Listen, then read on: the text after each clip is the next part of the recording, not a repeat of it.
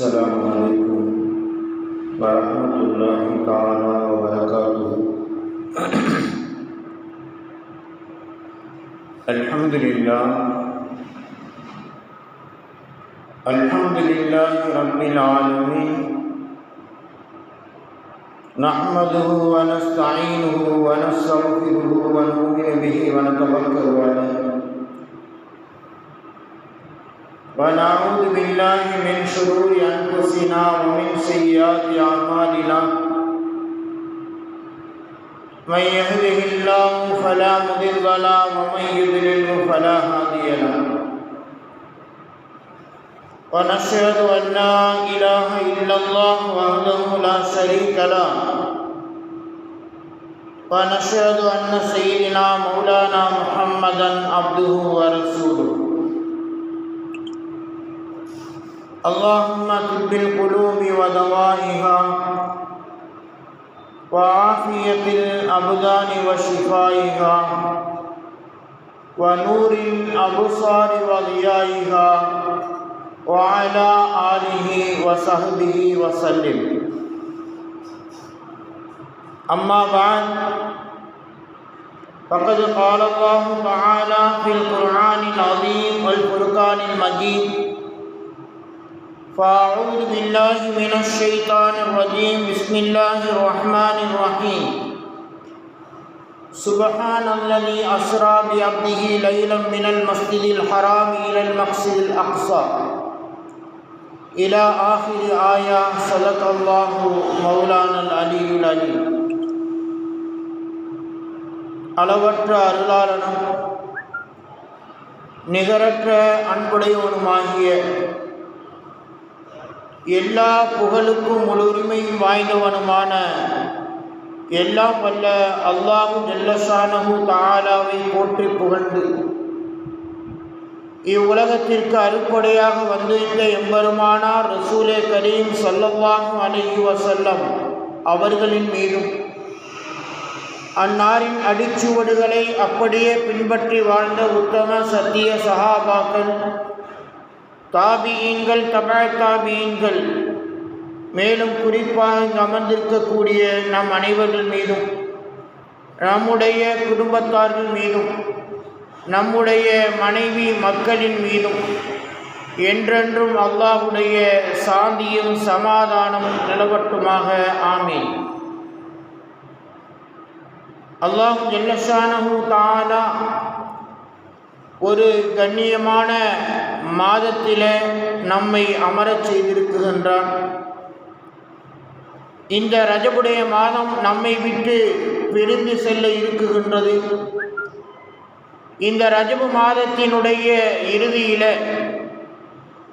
ஹஜ்ரத் பெருமானார் ஸல்லல்லாஹு அலைஹி வஸல்லம் அவர்களை அல்லாஹு தஆலா அழைத்த ஒரு நாள், அதுதான் மிஅராஜ் என்று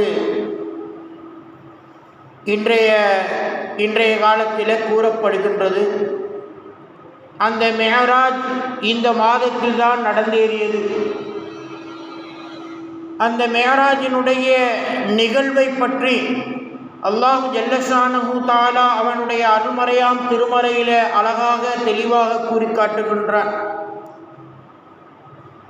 சுப்ஹானல்லதி அஸ்ரா பி அப்திஹி லைலம் மினல் மஸ்ஜிதில் ஹராம் இலல் மஸ்ஜிதில் அக்ஸா. ஹஜ்ரத் பெருமானார் ஸல்லல்லாஹு அலைஹி வஸல்லம் அவர்களை இரவிலே அழைத்துச் சென்றான்.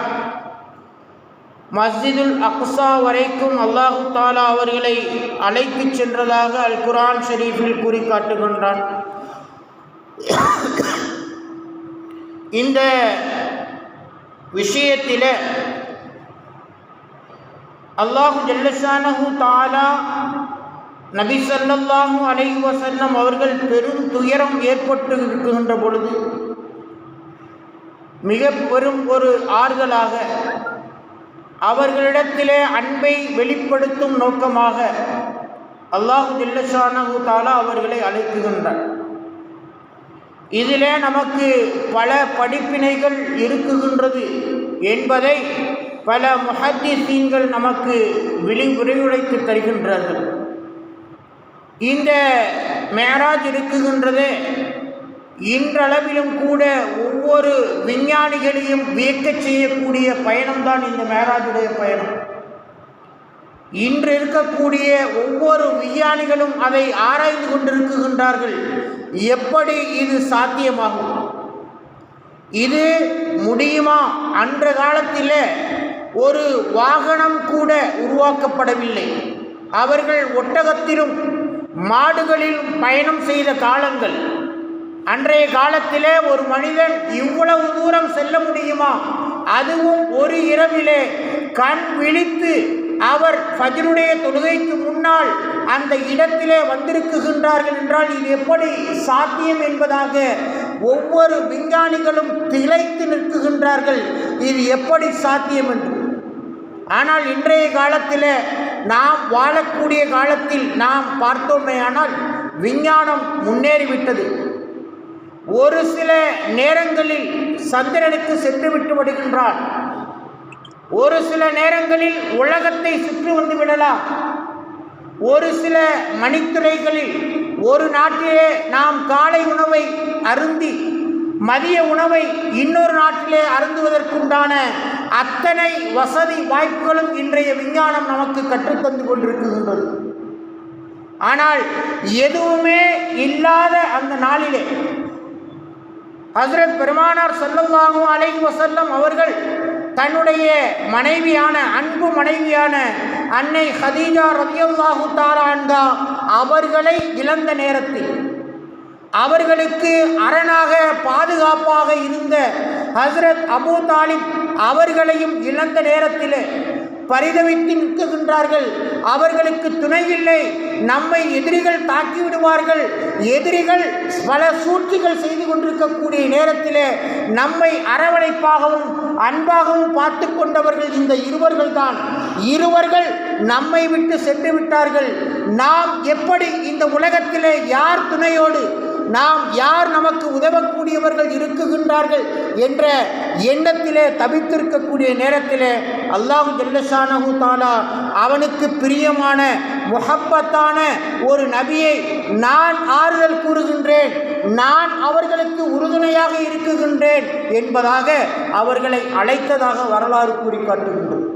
இப்படிப்பட்ட சோதனையான காலத்தில் நாம் ஒரு கஷ்டப்படுகின்றோம் என்றால் நம்முடைய மனைவி நமக்கு அரவணைப்பாக இருக்க வேண்டும். இல்லை என்றால் நம்முடைய குடும்பத்தில் உள்ளவர்கள், நம்முடைய தந்தை அல்லது சிறிய தந்தை அல்லது பெரிய தந்தை அல்லது அண்ணன் தம்பி அக்காமார்கள் யாராவது ஒருவர் நமக்கு துணையாக இருந்தால்தான் அந்த சோதனை நம்மை விட்டு நீங்கும். மனதில் உள்ள பாரத்தை மற்றவர்களிடத்தில் இறக்கி வைத்து இன்றைய காலத்தில் அந்த பயத்தையும் சோதனையும் நாம் விலக்கிக் கொள்கின்றோம். அதுபோன்றுதான் அன்றைய நேரத்தில் ஹஜ்ரத் பெருமானார் ஸல்லல்லாஹு அலைஹி வஸல்லம் அவர்கள் மார்க்கத்தை பரப்புகின்ற பொழுது எதிரிகளால் பல சோதனைக்கு உள்ளாக்கப்பட்டார்கள். அதோடு மட்டுமல்லாமல் இவர்களை அழிக்க வேண்டும் என்பதற்காக பல சூழ்ச்சிகளையும் அந்த எதிரிகள் மேற்கொண்டார்கள். அந்த நேரத்தில் ஆறுதலாக இருந்தவர்கள் ஹஜ்ரத் அபூ தாலிப். அபூ தாலிப் அவர்கள் எந்த ஒரு எதிரியையும் நபி ஸல்லல்லாஹு அலைஹி வஸல்லம் அவர்களின் பக்கம் நெருங்க விடவில்லை. அவர்கள் ஈமான் கொள்ளாவிட்டாலும் சரி, ஆனால் நான் என்னுடைய தந்தை என்ன மதத்திலே இருந்தார்களோ அந்த மதத்தில் தான் நான் இருப்பேன் என்பதாக அவர்கள் இறுதி வரையிலும், நான் உன்னுடைய மதத்தில் ஏற்றுவிட்டால் உன்னுடைய சகோதரனுடைய மகன் வந்து சொன்னவுடனே நீ ஏற்றுக்கொண்டு விட்டாயே என்பதாக கூறி என்னை அவர்கள் வதைத்து விடுவார்கள் என்பதற்காக நான் உன்னுடைய மார்க்கத்தை நான் ஏற்காமல் இருக்கவில்லை. இருந்தாலும் நான் உனக்கு ஒரு பாதுகாப்பு அரணாக இருக்குகின்றேன் என்பதை ஹஜ்ரத் அபூ தாலிப் அவர்கள் அந்த நேரத்தில் அவர்களுக்கு மிகப்பெரிய ஒரு அரவணைப்பாக ஆதரவாக இருந்தார்கள் என்பதாக வரலாற்றில் குறிப்பிடுகின்றார்கள். அந்த நேரத்தில் சஹாபாக்கள் எல்லாம் நபி ஸல்லல்லாஹு அலைஹி வஸல்லம் அவரிடத்தில் கேட்குகின்றார்கள், உங்களுக்கு இவ்வளவு உறுதுணையாக இருந்த உங்களுடைய சிறிய தந்தை அபூ தாலிப் அவர்களுக்கு நீங்கள் என்ன உதவி செய்திருக்கின்றீர்கள் என்பதாக அந்த இடத்தில் கேட்குகின்ற பொழுது ஹஜ்ரத் பெருமானார் ஸல்லல்லாஹு அலைஹி வஸல்லம் அவர்கள் கூறுகின்றார்கள், என்னுடைய தந்தையை நரகத்தினுடைய அடி பாதத்திலிருந்து மேலே உயர்த்திருக்கின்றேன். ஆரம்பத்தினுடைய அந்த நரகத்தினுடைய மேல்வாயிலே அவர்கள் இருக்குகின்றார்கள். நான் மட்டும் இல்லை என்றால் அவர்கள் நரகத்தினுடைய அடித்தளத்திற்கு சென்றிருப்பார்கள் என்பதாக ஹஸ்ரத் பெருமானார் ஸல்லல்லாஹு அலைஹி வஸல்லம் அவர்கள் கூறிய செய்தியை முஸ்லிம் ஷரீஃபிலே நம்மால் காண முடிகின்றது.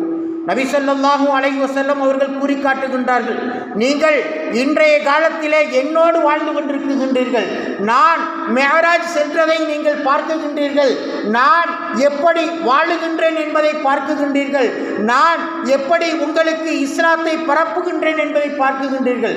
ஆனால் ஒரு காலம் வரும், அந்த காலத்திலே அவர்கள் என்னை பார்த்திருக்க மாட்டார்கள், நான் எப்படி மேராஜ் சென்றேன் என்பதையும் அவர்கள் பார்த்திருக்க மாட்டார்கள்.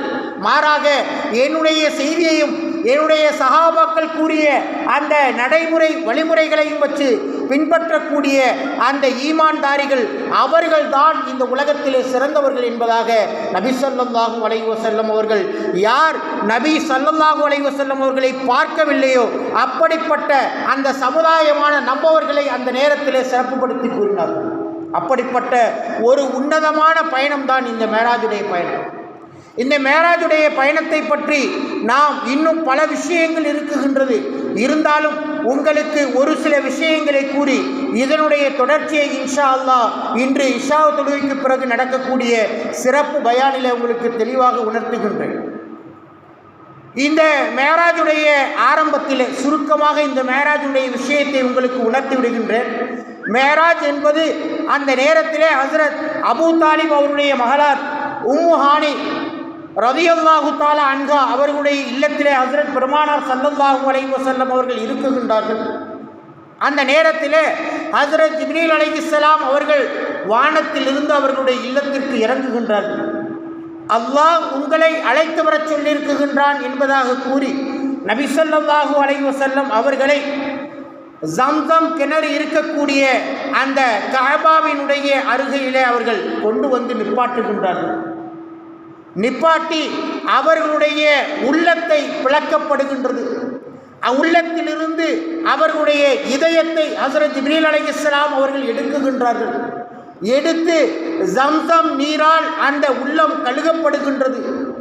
அதற்கு பிறகு அந்த உள்ளத்திலே அல்லாஹ்வை பற்றி உண்டான, மக்களை பற்றி உண்டான அத்தனை ஞானங்களும் அதிலே புகுத்தப்படுகின்றன. அதற்கு பின்னால் அந்த இதயம் ஹஸ்ரத் பெருமானார் ஸல்லல்லாஹு அலைஹி வஸல்லம் அவர்களுடைய நெஞ்சிலே பொருத்தப்படுகின்றது. அதற்கு பின்னால் நபி ஸல்லல்லாஹு அலைஹி வஸல்லம் அவர்களை ஹஸ்ரத் ஜிப்ரீல் அலைஹிஸ்ஸலாம் அவர்கள் அங்கிருந்து 1000 கிலோமீட்டர் தொலைவில் உள்ள பைத்துல் முகத்தஸில் அழைத்து செல்கின்றார்கள். பலஸ்தீனிலே இருக்கக்கூடிய பைத்துல் முகத்தஸிற்கு அவர்களை அழைத்து செல்கின்றார்கள். அங்கே சென்றால் அத்தனை நபிமார்களும் ஒன்று கூடி இருக்குகின்றார்கள். இந்த உலகத்திலே அல்லாஹு தஆலா குர்ஆன் ஷரீஃபிலே எத்தனை நபிமார்களை கூறினானோ, மேலும் பெயர் கூறாத நபிமார்களையும் அத்தனை பேர்களையும் அந்த இடத்திலே ஒன்று கூட்டி அவர்களுக்கு நபி ஸல்லல்லாஹு அலைஹி வஸல்லம் அவர்கள் இமாமாக நின்று தொலை வைக்குகின்றார்கள். அவர்கள் தொலை வைத்ததற்கு பின்னால் அவர்கள் அங்கிருந்து அந்த புராக் வாகனத்திலே ஜிப்ரீல் அலைஹிஸ்ஸலாம் அவர்களை நபி ஸல்லல்லாஹு அலைஹி வஸல்லம் அவர்களும் ஜிப்ரீல் அலைஹிஸ்ஸலாம் அவர்கள் அழைத்து செல்கின்றார்கள். ஒவ்வொரு வானத்திலும் ஒவ்வொரு நபிமார்களை சந்திக்குகின்றார்கள். அந்த நபிமார்களின் மூலமாக அந்த நபிமார்களிடத்திலே என்னென்ன நிகழ்வுகள் நிகழ்ந்தேறின, அவர்கள் இந்த உலகத்தில் இஸ்லாத்தை பரப்புவதற்காக எத்தனை கஷ்டப்பட்டார்கள், அவர்கள் என்னென்ன சோதனைகளை அவர்கள் இந்த உலகத்தில் அனுபவித்தார்கள், அதுபோன்று நீங்கள் ஒவ்வொரு நபிகளையும் சந்திக்குகின்ற பொழுது இன்னென்ன சோதனைகள் உங்களுக்கு நிகழும், இந்தந்த நேரத்திலே நீங்கள் வெற்றியை மேற்கொள்வீர்கள், இந்தந்த இடத்திலே நீங்கள் கண்ணியப்படுத்தப்படுவீர்கள், இந்த இடத்திலே உங்களுக்கு உயர்வு கிடைக்கும் என்பதாக அல்லாஹு தஆலா ஒவ்வொரு நபிமார்களையும் சந்திக்க வைத்து இந்த செய்திகளை எல்லாம் அறிவித்து இறுதியாக அவர்களுக்கு சித்ரத்துல் முன்தஹா என்ற இடம் வரை ஹஸ்ரத் ஜிப்ரீல் அலைஹிஸ்ஸலாம் அவர்கள் வந்து விட்டு விடுகின்றார்கள். இதற்கு மேல் என்னால் வர முடியாது, நான் இதற்கு மேல் வந்தால் என்னுடைய ரெக்கைகள் உட்பட நான் அப்படியே கருகி விடுவேன் என்பதாக கூறி இதற்கு பின்னால் நீங்கள் மட்டும்தான் செல்ல வேண்டும் என்பதாக நபி ஸல்லல்லாஹு அலைஹி வஸல்லம் அவரிடத்தில் ஹஜ்ரத் ஜிப்ரீல் அலைஹிஸ்ஸலாம் அவர்கள் கூறுகின்றார்கள், நபி ஸல்லல்லாஹு அலைஹி வஸல்லம் அவர்கள் சென்று அல்லாஹ்வை சந்திக்கின்றார்கள். இந்த விஷயத்தில் முஃபஸ்ஸிரீன்கள் நமக்கு விளக்கி தருகின்றார்கள். எப்படி வில் ஒரு அம்பு எய்கின்ற பொழுது அம்பு எய்க்கக்கூடிய அந்த எய்தவன் என்னை எப்படி அம்பை வளைப்பானோ, அம்பை வளைக்குகின்ற பொழுது அந்த இரண்டு அம்புகளும் அந்த வளைவான இருக்கக்கூடிய ஒன்றாக நேர்கண்ணமாக சந்திக்குகின்றது அல்லவா, அதையும் விட மிகவும் நெருக்கமாக அல்லாஹுவும் ஹஜ்ரத் பெருமானார் ஸல்லல்லாஹு அலைஹி வஸல்லம் அவர்களும் சந்தித்தார்கள் என்பதாக வரலாறு நமக்கு கூறி காட்டுகின்றது. இது உண்மையான நிகழ்வு. இதை நிச்சயம் நாம் நம்பியே தீர வேண்டும். இன்றைய காலத்தில் அனைத்தும் சாத்தியம் என்பதை நாம் உணர்ந்து கொண்டிருக்கின்றோம். அன்றைய காலத்தில் சாத்தியம் இல்லாவிட்டாலும் அல்லாஹு தஆலா விஞ்ஞானங்கள் முன்னேற ஒவ்வொரு செய்திகளையும் நமக்கு வெளிப்படுத்துகின்றான். அனைத்தும் அல்லாஹ்வுடைய ஆற்றலினால் நடக்குகின்றது என்பதை நமக்கு உணர்த்துகின்றான். அவர்கள் எப்படி பயணம் செய்தார்கள் என்பதை பற்றி விளக்குகின்ற பொழுது, ஒரு ஒளியினுடைய வேகம், அந்த பிரைட்னஸ் என்று சொல்லக்கூடிய ஒளி, அல்லாஹ்வால் ஏற்படுத்தக்கூடிய ஒளிக்கும் நாம் சாதாரணமாக ஒரு விளக்கிலிருந்து எழுத்தப்படக்கூடிய ஒளிக்கும் பல வித்தியாசங்கள் உண்டு. அல்லாஹ்வால் ஏற்படுத்தக்கூடிய அந்த ஒளிக்கு ஒரு வினாடிக்கு 86,282 மைல் அதனுடைய வெளிச்சம் செல்லும் என்பதாக கூறுகின்றார். அப்படிப்பட்ட அந்த புராக்குடைய வாகனத்தில் தான் ஹஜ்ரத் பெருமானார் ஸல்லல்லாஹு அலைஹி வஸல்லம் அவர்களை வைத்து ஹஜ்ரத் ஜிப்ரீல் அலைஹிஸ்ஸலாம் அவர்கள் அழைத்து சென்றார்கள் என்பதாக கூறி காட்டுகின்றார்கள். இருந்தாலும் அந்த ஒளி பூமிக்கு வர வேண்டுமானால் அது 4.5 வருடங்களாகும் என்பதாக நமக்கு முஃபஸ்ஸிரீன்கள் விளக்கம் அளிக்கின்றார். சாதாரணமாக ஒரு இரவில் தூங்கக்கூடிய நேரம் குறிப்பிட்டு நாம் சொல்வோமேயானால் குறைந்தது 6 அல்லது 8 மணி நேரம் நாம் தூங்கக்கூடிய நேரம். ஆனால் அவர்கள் பயணம் சென்று வந்த அந்த மணி நேரம் எப்படி இருக்குகின்றது என்றால், தஹஜ்ஜுடைய நேரத்திலே அழைக்கப்படுகின்றார்கள். அவர்கள் சுபுவுடைய நேரத்திற்கு முன்னால் அந்த இடத்திற்கு வந்துவிட்டார்கள். இன்றைய காலத்தில் நாம் பார்க்குகின்றோம், இந்த நாட்டினுடைய பிரதமர் அல்லது இந்த நாட்டுக்கு முதலமைச்சர் யாராவது வருகின்றார் என்றால் ஒரு சில கிலோமீட்டருக்கு முன்னால் நாமெல்லாம் நிறுத்தப்படுவோம். அதை இன்றைய காலத்தில் நாம் பார்க்குகின்றோம். ஆனால் ஹஜ்ரத் பெருமானார் ஸல்லல்லாஹு அலைஹி வஸல்லம் அவர்கள் இருக்குகின்றார்களே, இந்த அகிலத்திற்கெல்லாம் தலைவர், இந்த உலகத்தில் இருக்கக்கூடிய அத்தனை உயிரினங்களுக்கும் அவர்கள் தலைவர். அப்படிப்பட்ட தலைவர் அல்லாஹுவை சந்திக்க செல்கின்றார்கள் என்றால் அல்லாஹு தஆலா உலகத்தையே நிறுத்திருக்க மாட்டானா? சந்திரனை பார்த்து சொல்லியிருக்க மாட்டானா, நீ உதயமாகாதே, நீ அப்படியே உன்னுடைய இடத்திலே இரு என்பதாக சொல்லியிருக்க மாட்டானா? இது அத்தனையும் சாத்தியம் என்பதை நாம் இன்றைய காலத்தில் உறுதியாக நம்பக்கூடிய அத்தனை நிகழ்வுகளும் நம் கண்கூடால் முன்வந்து நிற்குகின்றன. அத்தனை நிகழ்வுகளும் நமக்கு தெளிவாக காட்டப்படுகின்றன. ஹஜ்ரத் பெருமானார் ஸல்லல்லாஹு அலைஹி வஸல்லம் அவர்கள் அந்த ஹிஜ்ரத் செல்கின்ற பொழுது ஒரு சில இடங்களிலே இந்த இடத்திலே நீங்கள் தொழுகுங்கள் என்பதாக உணர்த்தப்படுகின்றனர். ஜிப்ரீல் அலைஹிஸ்ஸலாம் அவர்களின் மூலமாக நபி ஸல்லல்லாஹு அலைஹி வஸல்லம் அவர்களுக்கு சொல்லப்படுகின்றது, இந்தந்த இடத்திலே நீங்கள் தொழுகுங்கள் என்பதாக கூறுகின்றார்கள். அவர்கள் தொழுகின்றார்கள். ஆனால் ஒரு இடத்தில் மட்டும் கஸ்தூரி வாடையை விட மிகப்பெரிய ஒரு மனம் வீசுகின்றது. இது என்ன மனம்? இது யாருடைய மனம்? இந்த கபரிலிருந்து எப்படி வருகின்றது என்பதாகவெல்லாம் ஹஜ்ரத் ஜிப்ரீல் அலைஹிஸ்ஸலாம் அவர்களிடத்தில் அண்ணல் பெருமானார் ஸல்லல்லாஹு அலைஹி வஸல்லம் அவர்கள் கேட்குகின்றார்கள்.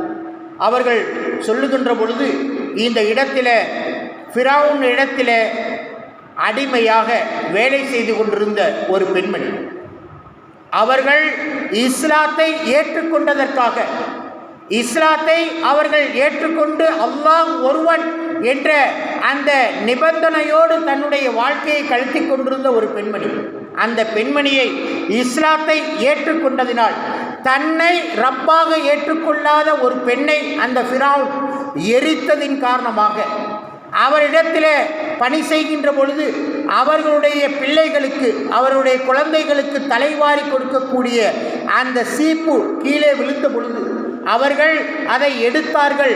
பிஸ்மில்லா என்ற வார்த்தையை கூறி எடுத்ததின் காரணமாக அல்லாஹ் என்று கூறினாயே, நீ என்னுடைய தந்தை தானே கூறினாய் என்பதாக அந்த பெண்மணி கேட்குகின்றாள்.